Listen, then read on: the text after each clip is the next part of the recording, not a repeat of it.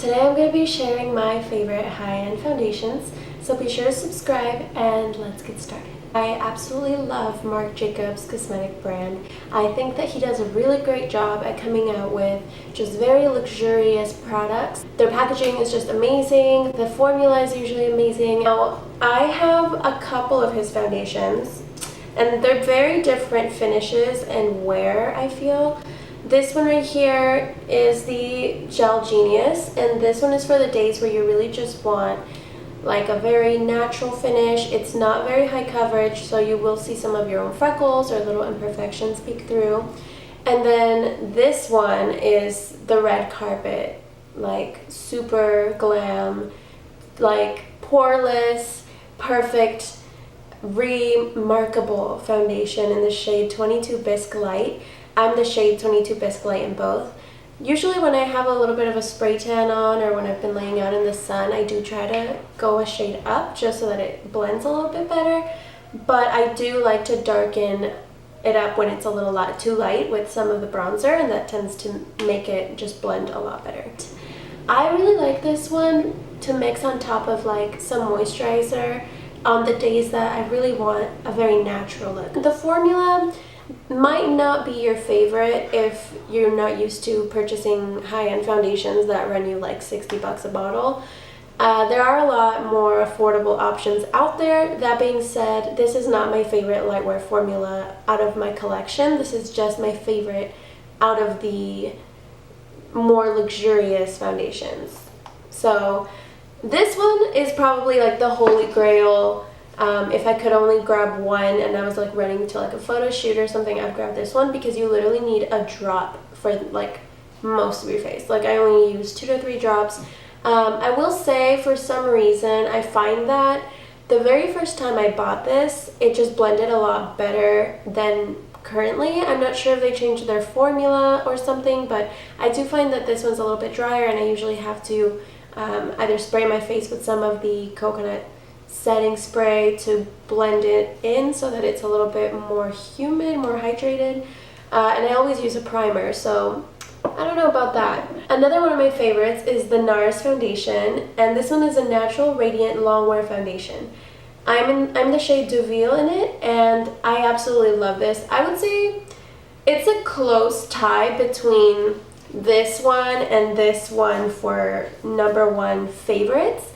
I guess the only difference for me, or what I've really noticed, like the pros and the cons, would be that this one's definitely a little bit more matte. Like when it dries, it does dry quite rapidly, so you might have some of an issue blending in concealer, or it could look very powdery, or you know that thing where you put a cream on top and it like lifts some of your foundation off. I've had that happen with this a couple times, but it's so pigmented and very full coverage, so I love that for full glam looks. But I don't experiment too much with like bronzers or any kind of goopy liquids that you know might not blend well. You know what I'm saying? Hi. Look who came to say hi. Oh, she's wildin'. Oh, she's always licking my face. I'm just like, I'm sorry, the setting spray is not good for you, Guava. Go be wild elsewhere. Mommy's working. I want to talk about my favorite tinted moisturizer, and that would be the Illuminating Laura Mercier tinted moisturizer. I really love this product. It's great to layer with your other foundations if you have one that's a little bit more light coverage, and this product just makes it look like you got 8 hours of sleep and you're glowy and dewy if you don't really have a lot of time to get ready, or if you just like to put yourself together a little bit in the morning when you're gonna go out with your man for breakfast or something. Definitely throw this on with a little liquid bronzer and you're good to go. Can you hear my dog eating? Rude. She's cute, we'll let her get away with it. This is the Sheer Glow foundation in the shade Deauville, and this is the Sheer Glow. I love it. I think I like this one even more than the Nars Natural Radiant Longwear, just because I feel like this one looks more natural and it is still pretty high coverage.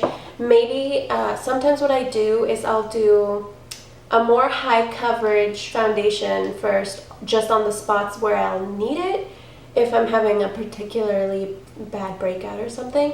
And then I'll go over on top with a little bit of this one just to like blend it all together so that the finish is really nice and just like dewy. Definitely one of my favorites, highly recommended. Next, I want to talk about a product that isn't a foundation, but I've seen some people just use it to sort of like conceal certain parts of their face or to contour and highlight, and that would be the Too Faced Multi-Use Sculpture Concealer. I went to Sephora the day that they launched this, and they're having their little event, and I fell in love and I picked it up in a couple shades. This one's the shade Porcelain, and it's definitely my highlighting shade. I'm wearing it right now, and it does a really good job at brightening and covering, but it doesn't conceal any like spots from acne or something that's really dark unless you have a darker color underneath, like layered. So if you have any blemishes, make sure you use like a salmon or a darker tone concealer first, and then that on top of that would completely get rid of it. But it is a little somehow sheer, even though it is very pigmented, so some of the little spots do still show through. You might have to do 2 layers. Compared to the Shape Tape concealer, I would say I prefer this one so much more.